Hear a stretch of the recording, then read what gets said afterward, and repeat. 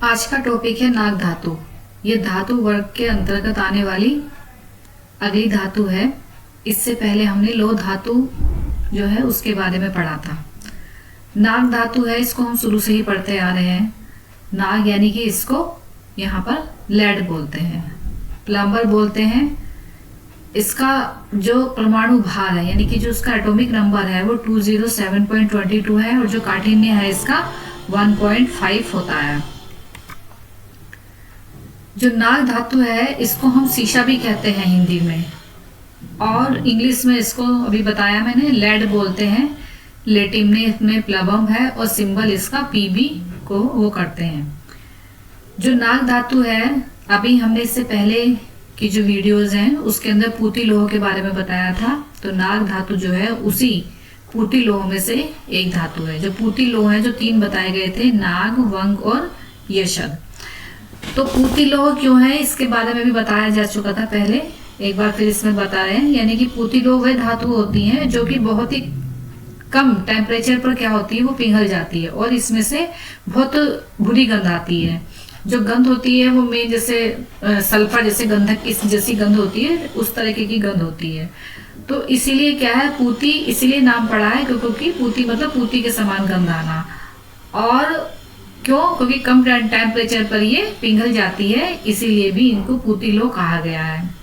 तो इस तरीके से क्या है, इसी कारण इस धातु को पूती जो लोह है उस वर्ग के अंतर्गत रखा गया है। जो धातु जो वर्ग है उसके जो भेद थे उन भेद में एक पूती लोह भी भेद था, जिसमें से कि नाग धातु आती है। इसके जो पर्याय हैं, नाग जैसे कि इसके नाम से ही पता चल रहा है, नाग तो उसी से ही संबंधित इसके पर्याय होंगे। और लेड है क्योंकि इसको शीशा कहते हैं और उससे रिलेटेड जैसे कि शीशक हो गया, शीशक हो गया, शीश, नागक, वब्र, भुजंग यानी कि नाग का पर्याय हो गया एक तरीके से, कुवंग है, कुरंग है, और सिंदूर कारण क्योंकि इससे सिंदूर बनाया जाता है इसलिए इसको ये सिंदूर कारण की तरह होगा। आशी, विष, तो ये इस तरीके से इसके पर्याय बताए गए हैं। इसका जो परिचय है मतलब क्या इसकी फिजिकल प्रॉपर्टीज होंगी। जो नाग है, लेड है, जब हम इसको खुली हवा में या पानी में इसको रखते हैं तो ये क्या है, नो ट्रस्ट, मतलब इसके ऊपर कोई प्रभाव नहीं पड़ता है। लेकिन अगर हम इसको लंबे समय तक हवा में ऐसे ही खुला छोड़ दिया जाता है तो ये कैसी गिरे कण की हो जाती है। मतलब वैसे तो नॉर्मली थोड़ी देर के लिए रखे तो कोई इफेक्टिव नहीं होगा, लेकिन अगर लंबे समय तक पड़ी रहे तो कैसा, ये एटमोस्फेयर की जो ऑक्सीजन है उससे रिएक्शन करके ये ग्रे कलर का हो जाता है, यानी कि पीबीओ इस तरीके से ये बनता है। वर्षा के जल में भी क्या है, इसके ऊपर इफेक्ट पड़ता है। इसका जो मेन जो मिनरल है वो गैलेना होता है। गैलेना यानी कि लेड सल्फाइड इसको हम बोलते हैं। तो ये इसी तरीके से क्या है, इससे जो बनता है, इसमें सल्फर युक्त या गंधक युक्त जो एटमॉस्फेयर होता है उसमें लेड जो होता है उसकी गंधक से रिएक्शन करके क्या बनाएगा, गैलेना बनाता है। श्वेत वर्ण की क्या है, ये भारी धातु होती है, मृदु हैवी होगी, लेकिन क्या होगी, बहुत ही सॉफ्ट धातु होती है। इतनी सॉफ्ट होती है कि अगर हम इससे नाखून से इस पे निशान बनाए या इसको दबाए तो वो क्या है, उसका निशान आराम से इस पे पड़ जाता है। और क्या इसकी फिजिकल प्रॉपर्टीज हो सकती है, हथेली या कागज पे जब हम इसको रगड़ा जाता है तो ये कैसे काले वर्ण की रेखा या कुछ काले रंग का जो निशान है उस तरीके से देता है, जैसे कि पेंसिल से रेखा हम खींचते हैं। आघात वर्धनीय होता है, यानी कि जब हम इस पर आघात करते हैं तो ये अपना जो स्वरूप है वो चेंज कर लेता है। इसीलिए क्या है, इसीलिए इसके आघात वर्धनीय गुण के कारण इससे विभिन्न प्रकार की चीजें बनाई जाती हैं, जैसे कि पानी के पाइप बनते हैं, बंदूक की गोलियां बनेंगी और सिंदूर बनाया जाता है। ये अभी मैंने पहले भी बताया है। तो ये इस तरीके से जो लेड है बहुत ही महत्वपूर्ण धातु होती है और विभिन्न प्रकार के जो द्रव्य हैं या विभिन्न प्रकार की जो सामग्री हैं, चीजें हैं, वो इससे बनाई जाती है। ये मुख्य रूप से क्या है, खनिज रूप में ही जो लेड है कभी भी मुक्तावस्था में नहीं मिलता है, खनिज रूप में ही लेड की प्राप्ति होती है। इसका जो मेन खनिज होता है वो गैलेना होता है, यानी कि लेड सल्फाइड इसको बोलते हैं। इसके अलावा और भी सबसे ज्यादा मात्रा इसमें इसी की होती है। इसके अलावा और भी खनिज हैं इसके, जैसे कि इसको सैरुसाइट हो गया, यानी कि सैरुसाइट कार्बोनेट हुआ, PbCO3 या इसको लेड कार्बोनेट भी बोलते हैं। एंग्लेसाइट हो गया, यानी कि PbSO4 लेड सल्फाइड, मैट कोलाइट हो गया, PbClF लेड क्लोराइड, लिथार्ज है यानी कि PbO लेड ऑक्साइड। लिथार्ज के बारे में हम पहले भी महारस उपस में इसको पढ़ चुके हैं। तो ये इस तरीके से जो विभिन्न खनिज हैं लेड के बताए गए हैं। कहाँ से मिलता है ये?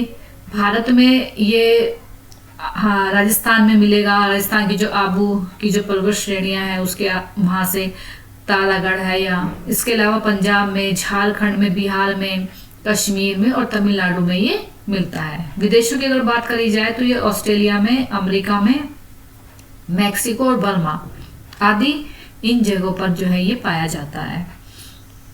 जो लेड है ये मुख्य रूप से इसके दो भेद बताए गए हैं, एक कुमार नाग होता है और एक समल होता है। तो जो कुमार होता है यही श्रेष्ठ बताया गया है, और रस कार्यों में या रस औषधि के रूप में जो कुमार वाला जो भेद है उसी को ही हम प्रयोग में करते हैं, और जो समल है वो त्याज्य एक तरीके से बताया गया है। तो अब इसमें से भी जो कुमार वाला हम ले रहे हैं वो भी किस तरीके का होना चाहिए, मतलब वो कैसा ग्राह्य होना चाहिए? तो वो ग्राह्य होना चाहिए कैसा? अग्निपथ शीघ्र द्रवित होने वाला, क्योंकि यही तो पूती लोहों की खास बात है।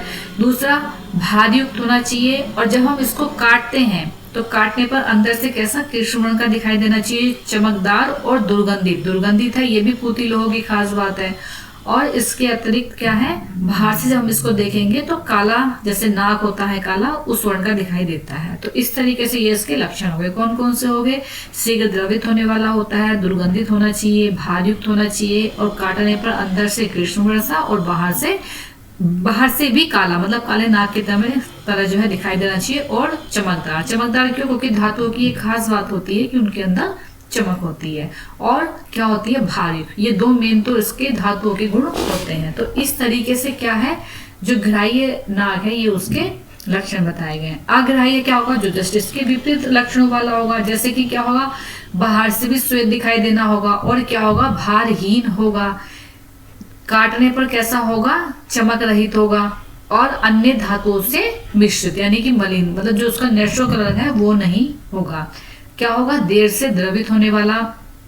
जो नाग धातु है ये कैसा होता है? ये त्याज्य बताया गया है। तो एक तरीके से क्या हो गया? जो नाग है अगर हम इसका अशुद्ध रूप में सेवन करेंगे तो ऐसा करने से क्या हो जाएगा? प्रमेय। अशुद्ध रूप में कैसे? मतलब भस्म रहे।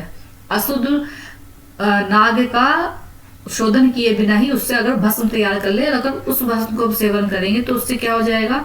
प्रमेय होगा, क्षय होगा, यानी कि डायबिटीज है, क्षय हो गया, यानी कि शरीर दुबला पतला या इम्यूनिटी वीक होना, कामला, जॉन्डिस ऐसे रोग हो जाते हैं। शरीर की कांति का नाश हो जाएगा। त्वचा संबंधी रोग जैसे कुष्ठ है, क्लास है। इसके अतिरिक्त क्या है? संधि वेदना हो जाएगी, पक्षवध हो गया यानी कि पैरालाइसिस हो गया, गुल्म है, प्रमेय, आना पेट जैसे फूले जैसा रहना, मतलब इंडाइजेशन जैसी दिक्कत, इन्फ्लामेशन है, फिस्टुला हो गया यानी कि भगंदर है, अग्निमांद्र है, अग्निमंद हो जाएगी, अंशशोथ है यानी कि कंधों में या वहां पर क्या है? शोथ होना, पीड़ा होना, बाहुओं में आक्रमता, बाहु एक ऐसी होंगी थकी थकी सी लगेगी, या मतलब उसमें भी एक तरीके से क्या है? पैरालिसिस वाली कंडीशन, उदर शूल, पेट दर्द आदि इस तरीके के जो अनेक रोग होते हैं वो अशुद्ध नाग के सेवन करने से उत्पन्न हो सकते हैं। इसलिए नाग को क्या है? भली प्रकार से शोधन करके ही इसका मारण करना चाहिए। तो अब हम इसके शोधन के लिए क्या करेंगे? नाग का जो शोधन है वो मेन किससे है? निर्गुंडी सोरस से करते हैं। अब इसको ऐसे याद कर सकते हैं, नाग शोधन द्रव्य क्या होगा? नाग है तो ना से ही क्या बना? निर्गुंडी, यानी कि निर्गुंडी सोरस में। दूसरा क्या है? हम चूर्णोदक से भी कर सकते हैं। तो इस तरीके से क्या है? जब निर्गुंडी, इसमें क्या करना है? हम एक पिठर यंत्र होता है, पिठर यंत्र ऐसा समझ लीजिए कि एक मटका टाइप होता है और उसके ऊपर क्या है? छिद्र युक्त ढक्कन होता है, तो इसी को ही क्या कहा गया है? पिठर यंत्र बोल दिया गया है। तो हम जो निर्गुंडी सोरस है उसको इस पिठर यंत्र में भर देंगे। फिर जो नाग धातु है इसको क्या करना है? किसी लोहदार भी, अगर हम छोटे लेवल पे बना करके प्रैक्टिकली देखना चाह रहे हैं तो इसको किसी कलछी में या उसमें नाग धातु को रख करके इसको कोयले की आंच पे या क्या है नाग धातु को पिघला लेंगे, क्योंकि शीघ्रता से तो द्रवित हो ही जाएगी। फिर इसको पिघला करके जो ये जो पिठर यंत्र है, पिठर यंत्र में जो रखा हुआ जो निर्गुंडी सोरस है, इस पिघली हुई धातु को उसमें जो छिद्र युक्त जो पिधानक था, पिधानक मतलब ढक्का, जो छिद्र युक्त जो पिधानक था उसमें से किसमें, पिठर यंत्र के अंदर उसको डाल देंगे, यानी कि पिघली हुई नाग धातु को।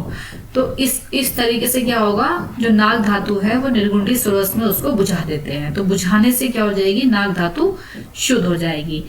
यही प्रक्रिया सेम क्या करना है 7 बार। अब ये जो इसमें डाल दी है, अब इस धातु को, यानी कि ये जो पिघली हुई नाग धातु को जो हम निर्गुंडी सोरस में डालेंगे, अब उसको निर्गुंडी सोरस को गिरा करके जो बुझी हुई नाग धातु है उसको निकाल करके पानी से धुल करके इसको क्या करना है, फिर से हम एक कलछी में फिर से पिघलाएंगे और फिर से क्या है, निर्गुंडी सोरस में हम रक्त तप्त करके या पिघला करके उसमें बुझाते हैं।